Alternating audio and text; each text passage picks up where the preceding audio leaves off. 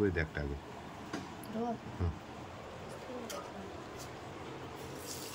বাস এইটাকে তুলে নেব।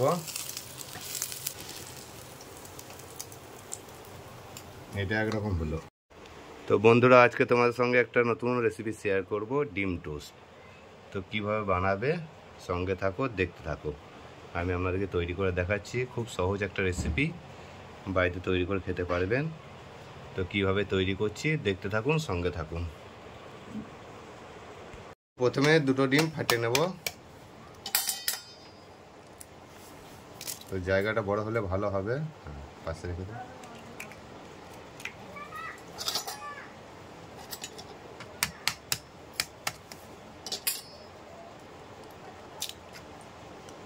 ডিমটা ফেটে নিতে হবে ভালো করে। ফেটে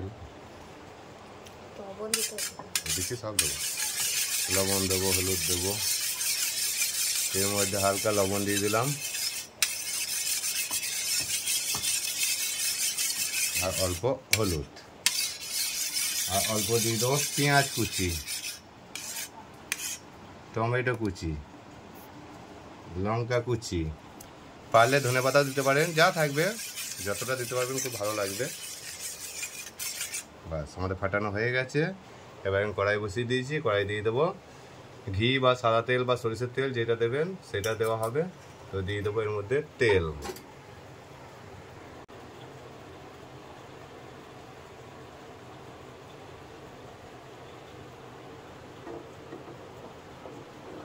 এবার একটা করে রুটি নেব।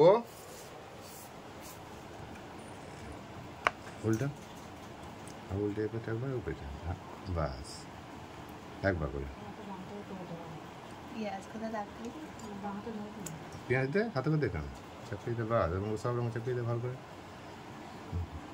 ধন্যবাদ থাকলে ভালো হতো আর কি।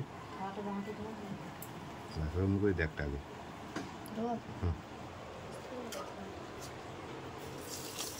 থাক, এখন আলাদা এখন একটাই থাক।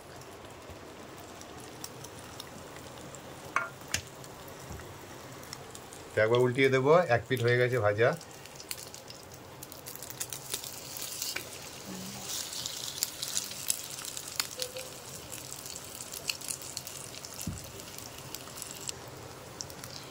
তো দেখুন বন্ধুরা, খুব সহজ একটা রেসিপি। এইটা একরকমভাবে দেখালাম, আর একটা আরও সহজ একটা রেসিপি করে দেখাচ্ছি। এইটাকে তুলে নেব।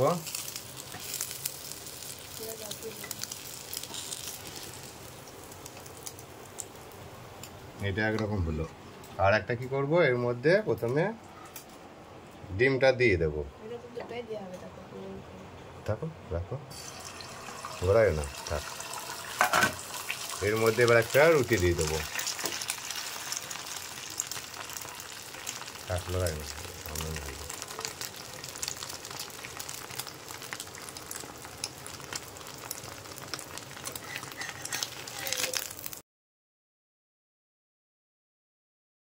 এটা এক সাইড হয়েছে, আর এক সাইডে করে নেবো এইভাবে। আচ্ছা, কিছু করতে হবে।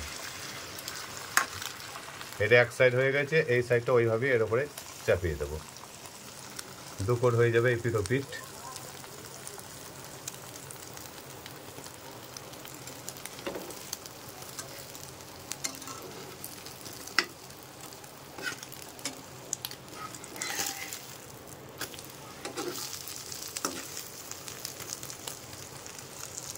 এটা খুব সহজ একটা, এইভাবেও করতে পারেন।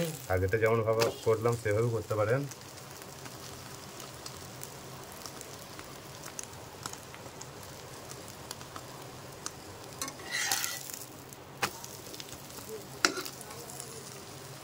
তো হয়ে গেছে, এবার নামিয়ে নেব। তা প্রথমে একরকম দেখালাম, এইটা একরকম ভাবে দেখালাম, দু রকম দেখালাম। তো বন্ধুরা, খুব একটা সহজ রেসিপি দেখালাম, সকলে বাড়িতে তৈরি করে খেতে পারবেন। এইভাবে তৈরি করে খাবেন, দিয়ে কমেন্টে জানাবেন কেমন লাগলো।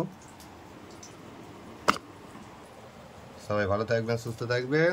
পরবর্তীতে নতুন কোনো ভিডিও নিয়ে আবার দেখা হচ্ছে। ভিডিওটা এইখানেই শেষ করলাম।